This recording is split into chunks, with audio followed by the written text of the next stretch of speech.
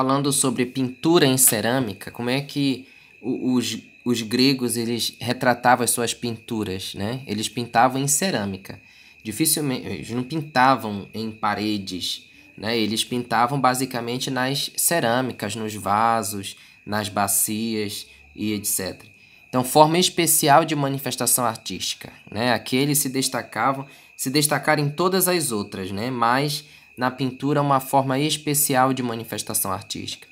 Os vasos gregos, também são chamados de ânforas, são famosos pela beleza na forma, né, e pela harmonia entre desenho, cores e espaço utilizando para a ornamentação, né? São utilizados para decoração no espaço.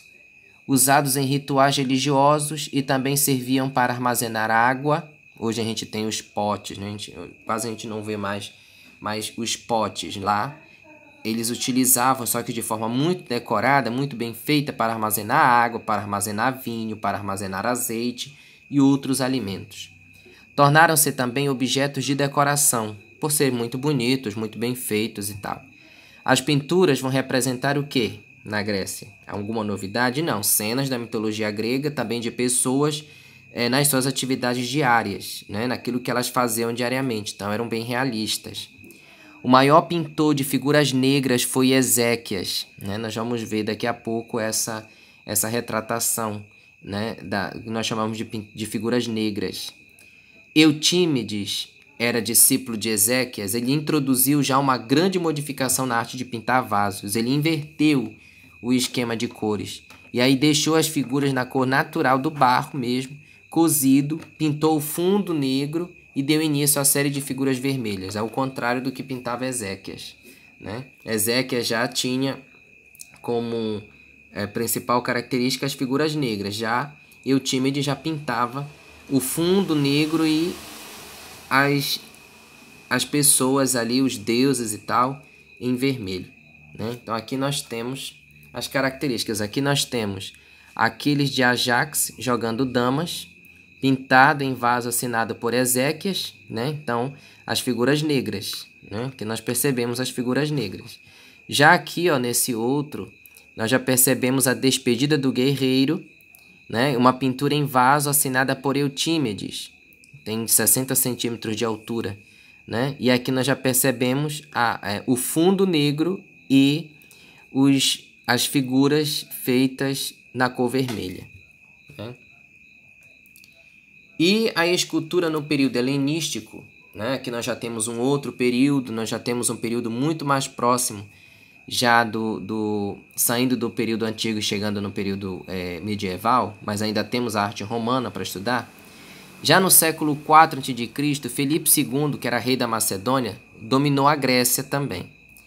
Ao morrer, ele foi sucedido pelo filho Alexandre Magno, e ele construiu um gigantesco império. Aí ele manteve o domínio sobre a Grécia, ele conquistou a Pérsia e o Egito. Com a morte dele, o império ele se dividiu em vários reinos, nos quais se desenvolveu uma cultura semelhante à cultura grega, e aí ele passou a ser chamada helenística, né? Hélade, como a Grécia era reconhecida naquele tempo. E aí o que aconteceu? A escultura ela vai ganhando formas novas daquilo que nós já vimos lá no começo, né? Então, quais são as principais características dessa escultura que nasce com a Hélade? Essa cidade aí que recebeu influências macedônicas e tal.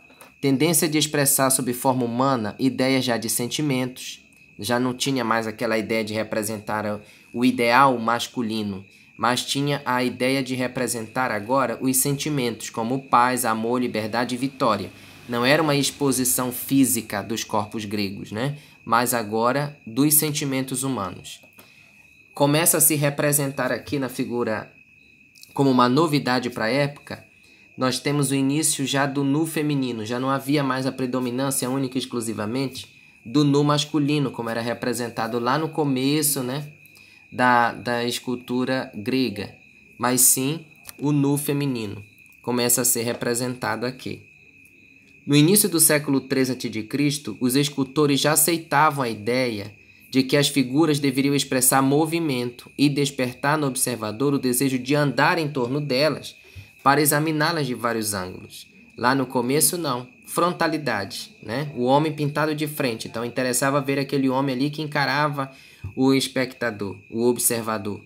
Agora aqui não. Aqui a ideia é que aquele que observa ele possa andar em torno da obra para examinar essa obra de vários ângulos, porque é bastante detalhista e muito realista, digamos assim, em toda a sua composição, né? Então aqui nós não temos mais a apresentação de uma única pessoa.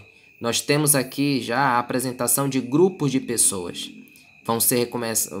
Começam a ser representados, não uma única pessoa, mas um grupo de pessoas começa a ser representado ali, né, naquelas esculturas.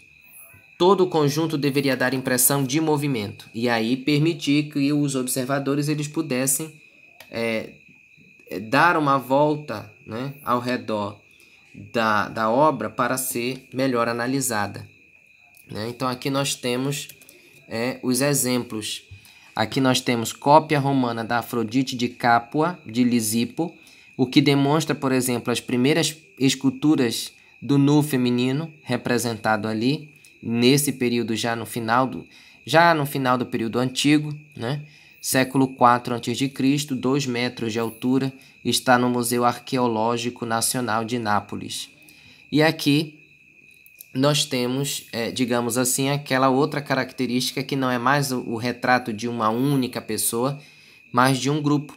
E aqui nós temos uma cena dramática, né? Uma tragédia. Aí alguém está sendo crucificado por alguma razão, né? Então a gente percebe já nesse finalzinho aqui da arte grega essas diferenças em relação ao seu início.